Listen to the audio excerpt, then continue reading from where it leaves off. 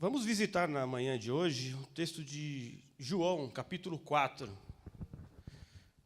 É um texto bastante conhecido das Escrituras, e eu quero pincelar algumas ideias. João, capítulo 4.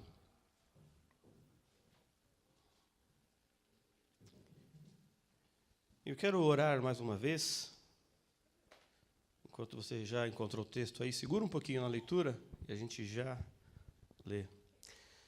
Deus bendito, agradecemos ao Senhor por tudo que já vimos aqui, ouvimos, Senhor. Pedimos que o Teu Espírito Santo sopre mais uma vez neste momento, Senhor. Fala conosco. Queremos ouvir a Tua voz, ó Deus, mais uma vez, Pai. Em nome de Jesus. Amém. João capítulo 4 é um texto bastante conhecido, onde Jesus está indo para Samaria. Ele está na Samaria, na verdade, e ele conversa com uma mulher. E aí o texto de João vai descrevendo essa história. Ele começa dizendo que os fariseus estavam falando que Jesus estava fazendo mais discípulos do que o João Batista. Muito embora Jesus mesmo não batizava ninguém, mas já havia ali um grupo que estava seguindo Jesus, estava sendo batizado pelos discípulos. Jesus, diante dessa história, sai, querendo voltar para Galiléia e passa por Samaria. E ao passar por Samaria, no versículo 5, ele chega na cidade de Sicar, uma cidade onde havia um poço. E esse poço havia sido cavado por Jacó. Era meio-dia, Jesus estava cansado, andou bastante, ele era humano. E aí ele se assenta perto do poço. Os seus discípulos vão buscar comida na cidade. E nesse momento chega uma mulher. Meio-dia. Você imagina que você, indo à feira meio-dia, você já sabe que não vai pegar as melhores coisas. Ir à feira meio-dia é o horário da xepa, certo? Vai pegar lá o resto, tudo apalpado, já tudo detonado. Então, ir pegar água meio-dia, tem alguma coisa errada. Ela está indo pegar água meio-dia sozinha porque ela não tinha um convívio ali na sociedade, ela não era aceita, ou não tinha trânsito. E aí começa a conversa. Jesus diz para ela: dê-me um pouco de água. Versículo 8. Os seus discípulos tinham ido comprar comida na cidade. A mulher samaritana perguntou para Jesus: como o Senhor, sendo judeu, pede a mim, uma samaritana, água para beber? Aqui a mulher já coloca a primeira barreira. Graças a Deus, Jesus é o melhor saltador de barreiras que existe. Ela fala assim: bom, você tem cara de judeu, se veste como judeu, fala como judeu, está querendo o quê comigo, que sou samaritana? A gente não se dá. A gente não come junto, a gente não convive. Ela já põe uma barreira racial aí. Mas Jesus passa por cima dessa barreira. Jesus responde para ela: se você conhecesse o dom de Deus e quem lhe está pedindo água, você lhe teria pedido e ele teria dado água viva. Disse a mulher: o Senhor não tem com que tirar água e o poço é fundo. Onde pode conseguir essa água viva? Você não tem nem caneca, Senhor Jesus. Como é que você está querendo falar de água viva? A mulher aqui imagina que ela botou a mão nas cadeiras e falou: você está pensando no quê? Mas Jesus, segunda barreira, Jesus pula outra barreira. Aí ela vem falando: olha, e acaso o Senhor é maior do que o patriarca Jacó?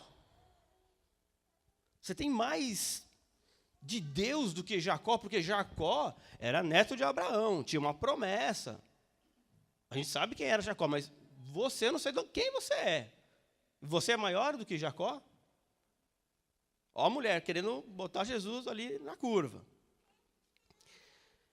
Jesus responde, versículo 13: quem beber desta água terá sede outra vez, mas quem beber da água que eu lhe der, nunca mais terá sede. Ao contrário, a água que eu lhe der se tornará nele uma fonte de água a jorrar para a vida eterna. A mulher lhe disse: Senhor, dê-me dessa água para que eu não tenha mais sede, nem precise voltar aqui para tirar água. Ele lhe disse: vá, chame o seu marido e volte. Não tenho marido, respondeu ela. Disse Jesus, você falou corretamente dizendo que não tem marido. O fato é que você já teve 5. E o homem com quem agora você vive não é seu marido. O que você acabou de dizer é verdade. Então a mulher aqui era uma aspirante a Gretchen. Eu já tinha casado um monte de vezes e estava no 6º caminho já. Disse a mulher, Senhor, vejo que é profeta. Nossos antepassados adoraram neste monte, mas vocês, judeus, dizem que Jerusalém é o lugar onde se deve adorar. Jesus declarou, creia em mim, mulher. Está próxima a hora em que vocês não adorarão o Pai nem neste monte, nem em Jerusalém. Vocês, samaritanos, adoram o que não conhecem. Nós adoramos o que conhecemos, pois a salvação vem dos judeus. No entanto, está chegando a hora, e de fato já chegou, em que os verdadeiros adoradores adorarão o Pai em espírito e em verdade. São estes os adoradores que o Pai procura. Deus é espírito, e é necessário que os seus adoradores o adorem em espírito e em verdade. A gente geralmente para nesse versículo, porque esse versículo fala sobre adoração. E eu quero conversar com você nesta manhã justamente sobre transbordar em adoração. A gente tem como missão na Memorial, no ponto mais alto da nossa missão, adorar a Deus. Adorar a Deus, crescer na graça, servir pessoas e manifestar a glória de Deus. Começamos com Deus na adoração e terminamos com Deus na manifestação da glória de Deus. E o pico mais alto dessa montanha é a adoração. Não é fácil chegar no lugar mais alto. Você deve conhecer que o ponto mais alto do planeta Terra chama-se Everest. Já ouviu falar, né? Montanha Everest. Primeira vez que chegaram lá foi em 1953. De lá para cá, foram 8.000 tentativas, mais ou menos. 8.000 pessoas capacitadas, alpinistas, profissionais, tentando subir essa montanha. Mas só 1.300 alpinistas alcançaram o topo mais alto do mundo. Porque para chegar em lugares tão difíceis, para alcançar pontos tão altos, a exigência é muito grande. E se a gente olhar para a nossa missão, para o que queremos ser como igreja, que é adorar a Deus, nós vamos ter que caminhar, ter que nos esforçar muito, porque a exigência é muito grande. Muita gente para no meio do caminho. Muita gente desiste. Aliás, quando você precisa disputar uma vaga e tentar os primeiros lugares na prova, numa promoção, você sabe o quanto que isso exige de você. Imagine, então, adorar a Deus, aproximar-se de Deus. É uma exigência que não tem tamanho. Mas a Bíblia fala de, pelo menos aqui, 3 recomendações que a gente pode pensar desse texto. Primeiro é que nós devemos aprender a cultivar a nossa adoração. E eu tenho para mim que uma definição que me vem ao coração, que eu pensei e me aquece a alma, é que a adoração é maravilhamento. Nada muito difícil de imaginar, mas adoração é maravilhamento, é ficar maravilhado com Deus. Porque a gente, com tanta tecnologia, depois de tanta sabedoria, de tanta formação que a gente tem, de tanta coisa que a gente vive, a gente perde a condição de se maravilhar.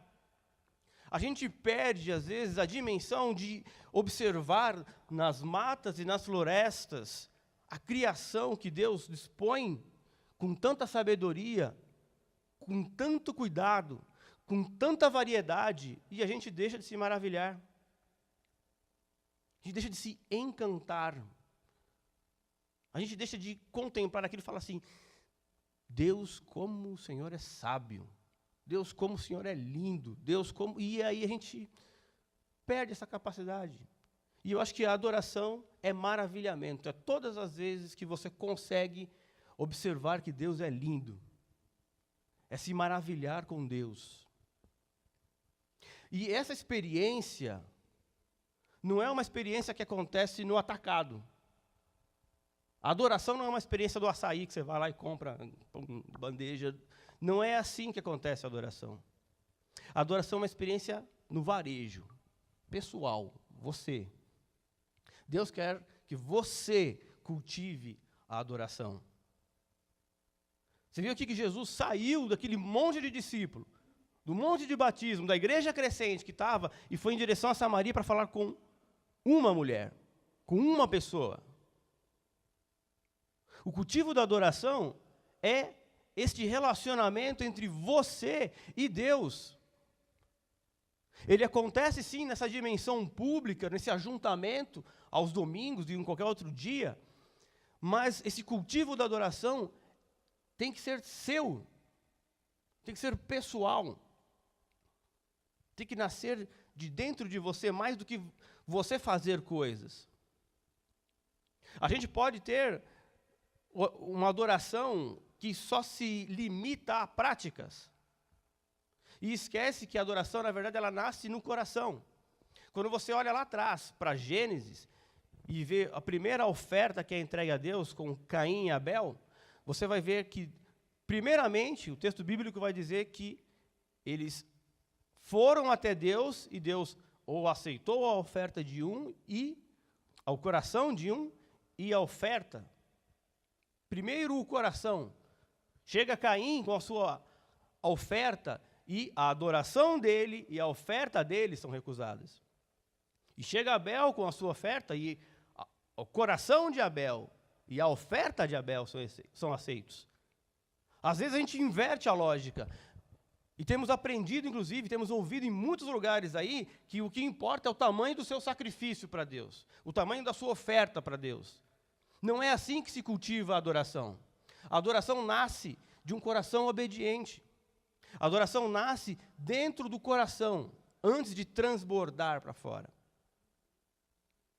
Então você precisa aprender a cultivar este coração de adorador. Em tudo que você faz, em todas as circunstâncias da sua vida. Isso pode ser e deve ser momentos de adoração.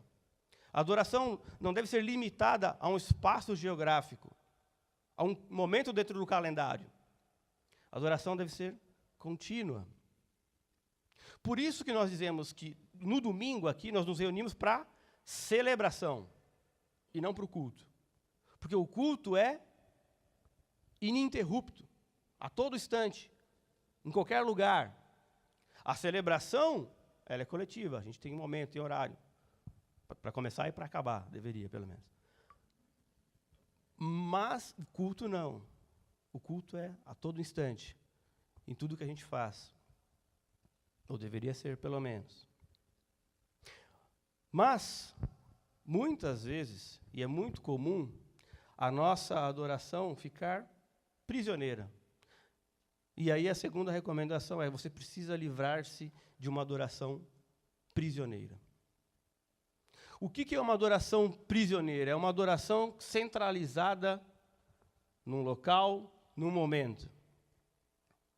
Essa mulher conversa com Jesus, e quando Jesus fala sobre água, é muito interessante. Porque, aliás, o texto de João, na maioria das vezes, tem sempre uma dualidade, um duplo sentido.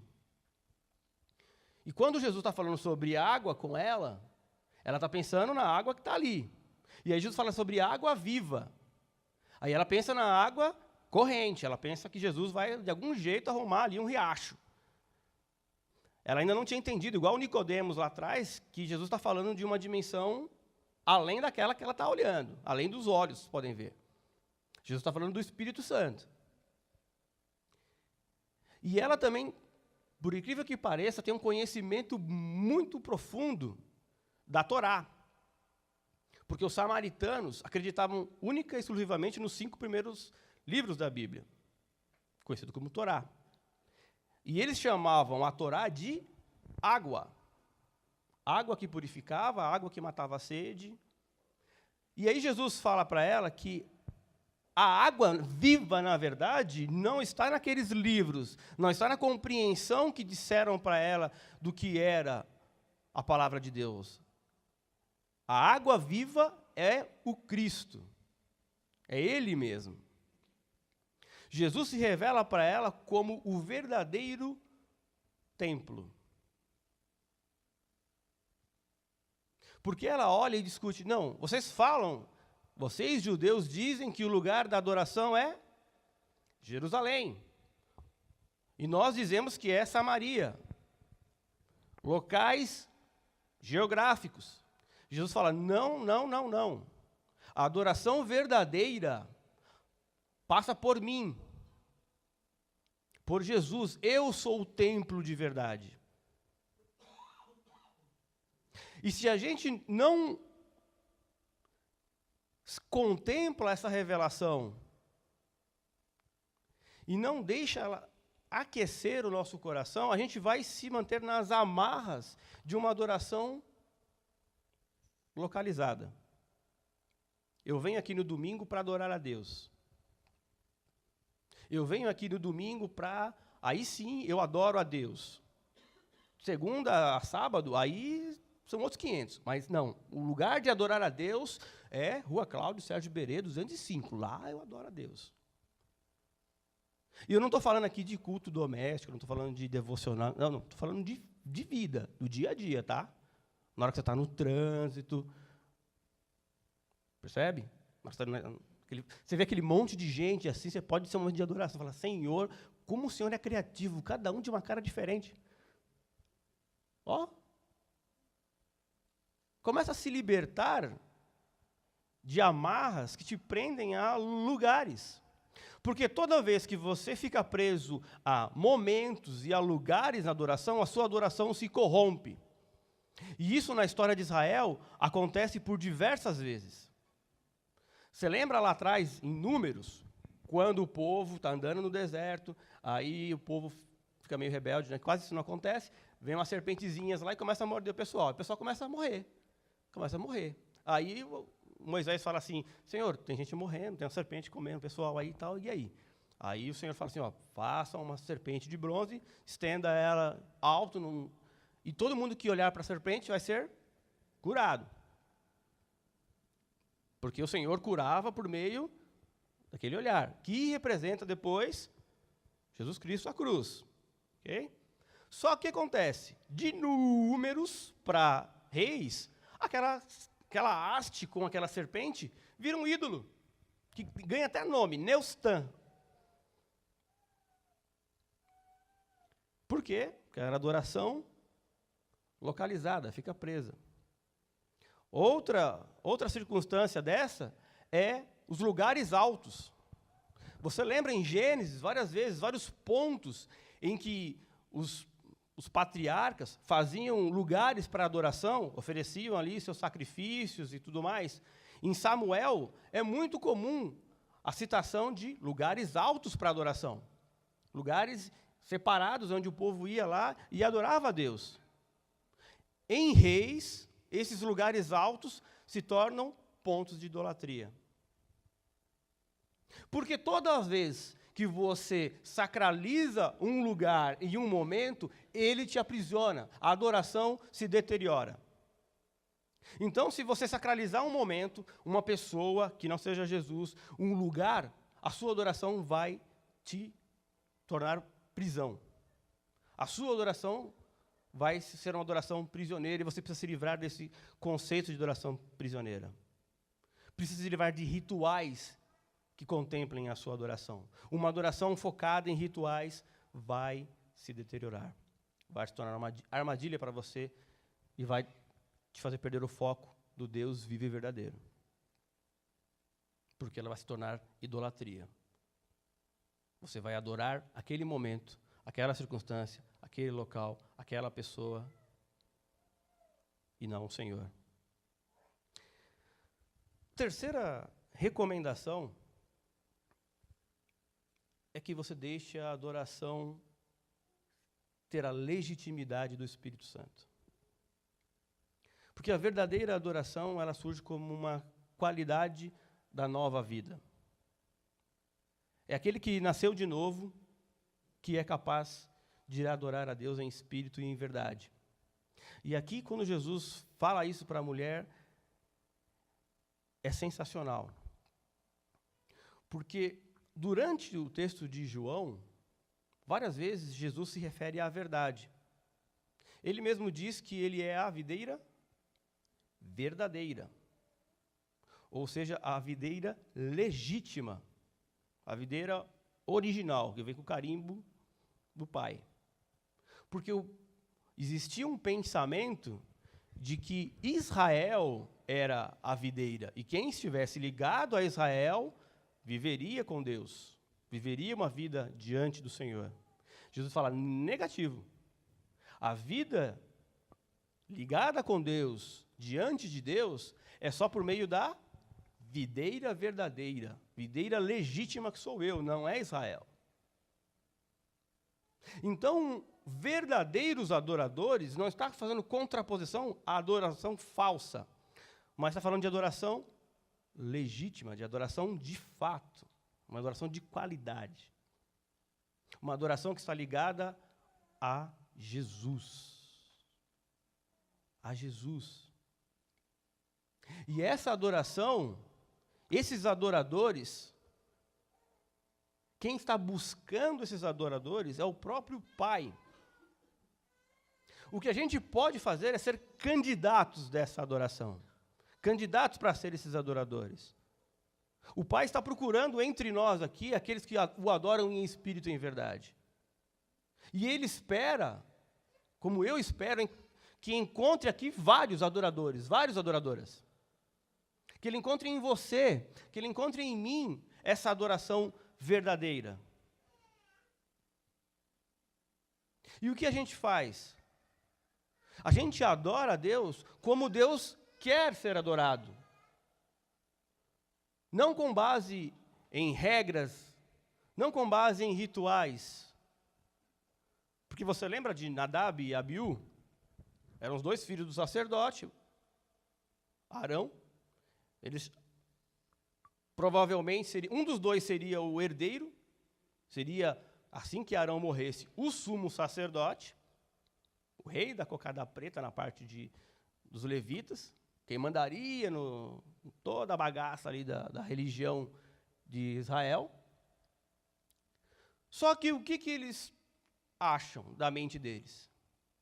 Bom, já que a gente sabe como fazer as coisas para Deus, vamos fazer do nosso jeito.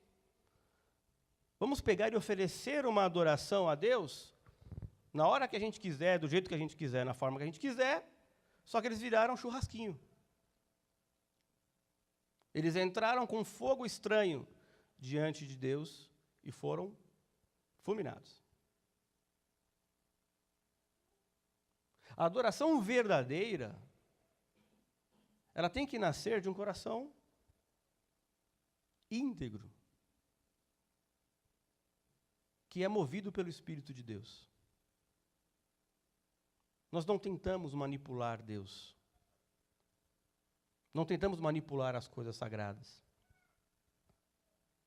Nós somos convidados por Deus a sermos adoradores. Somos convidados a participar da intimidade de Deus. Há um convite que Deus faz para você. Seja uma adoradora, seja um adorador. Deus está buscando isso em você. Deus não quer bons religiosos. Deus não está preocupado com a sua frequência dominical. Se você pegou lá, vai terminar o mês, né? Hoje é o último domingo, aí você vai olhar no calendário lá e vai ver, tipo, nossa, eu faltei 3, fui só 1. Não é um handicap, não é uma marquinha no calendário. Olha, eu não vou nos cultos de domingo porque eu estou lá dormindo. Na quinta-feira, então, pô, quinta-feira não dá de noite, é ruim, é frio. Deus não está preocupado da sua frequência. Deus quer encontrar em você a adoração verdadeira. Uma adoração que transborda, que vai além desse espaço, que vai além deste momento, que contagia vidas. Porque uma adoração verdadeira contagia pessoas. E na adoração verdadeira, esse transbordar da adoração, fica claro que a gente compartilha da nova criação, da vida de Deus a partir do Espírito Santo em nós. Porque aí essa água viva flui. Flui. E é isso que Jesus diz. E eu quero terminar por aqui. João 4,13. Quem beber desta água aí desse poço vai ter sede. Vai continuar com sede. Mas quem beber da água que eu der, jamais terá sede. Adoradores jamais têm sede, porque essa adoração flui de nós. Flui no seu trabalho, flui na sua escola, flui na sua família, porque você cria filhos para a glória de Deus, você trabalha para a glória de Deus, você se reúne aqui até para a glória de Deus. Amém.